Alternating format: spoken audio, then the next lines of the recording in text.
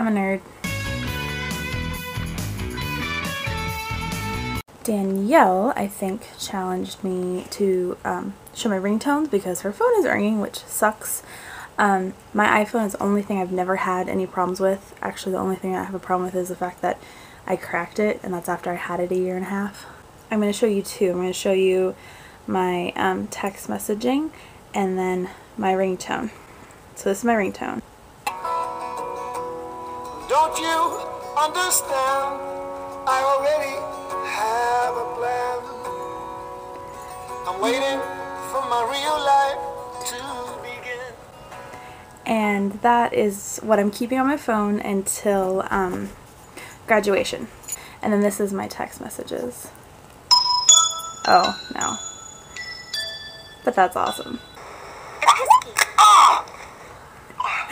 That's Luna fixing Harry's broken nose. Going into my punishment, this is the only thing that I could find that I had written back in the day.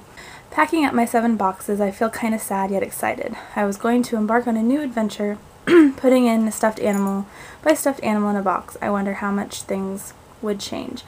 I have had friends with divorced parents, but I had no idea that it would happen to me. After I was done, my room felt empty. I went to my dad, kissed him goodnight and goodbye.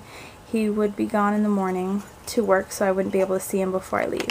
The next day, we made the first trip to our new house. My mom and I could tell felt free.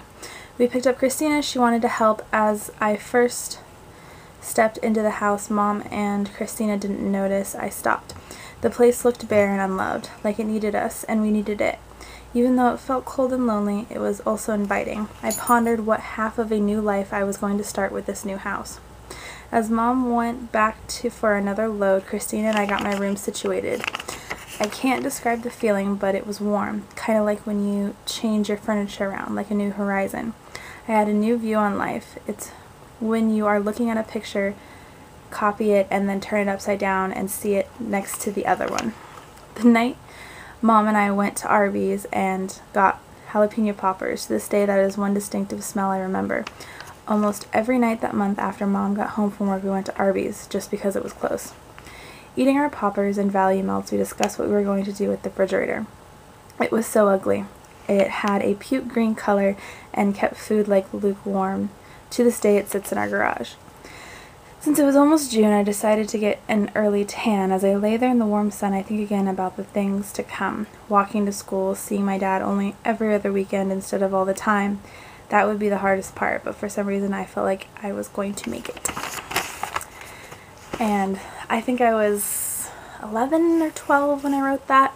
Anna's chapter, like, you get such a great grip on the character right away, and I love that. And I love the character. I love this girl, because you get like the fact that she's kind of socially inept and not really, you know, into being around people, and she kind of is a writer, your typical writer. She's watching people, things like that, but it's not real endearing. It's just really rough around the edges, and it makes it really real. And so I really liked her for that. She doesn't make it like a Bella where she's clumsy and trips all the time, is uncoordinated, but all the guys love her, you know. But there is like this thing with the bartender, and he's kind of flirting with her, and she's kind of sucking at it. Just the way you do it is amazing.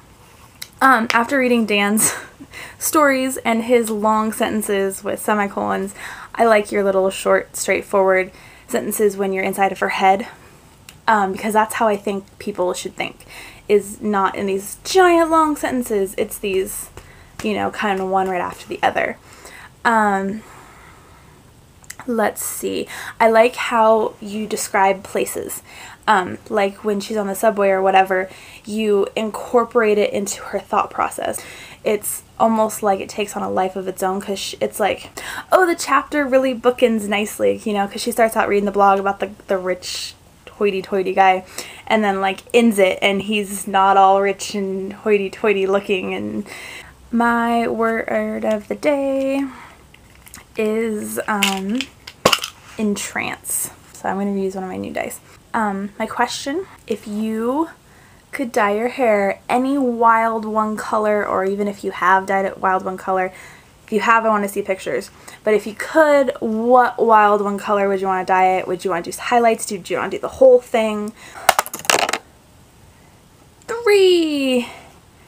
Rachel, I have a feeling you may have dyed your hair a crazy color. My archery class, love it. I'm thinking about taking it up as a hobby. I finished my chapter of the novella. I love my chapter. I'm excited. I want to talk to the people that have already gotten it and written it. You know, to be able to bring in something to help kind of narrow the story, yet leave it open for the next person to do what they want with it. And as for what I'm reading, nothing. Textbooks. I will talk to you all later. And Rachel, I will see you tomorrow.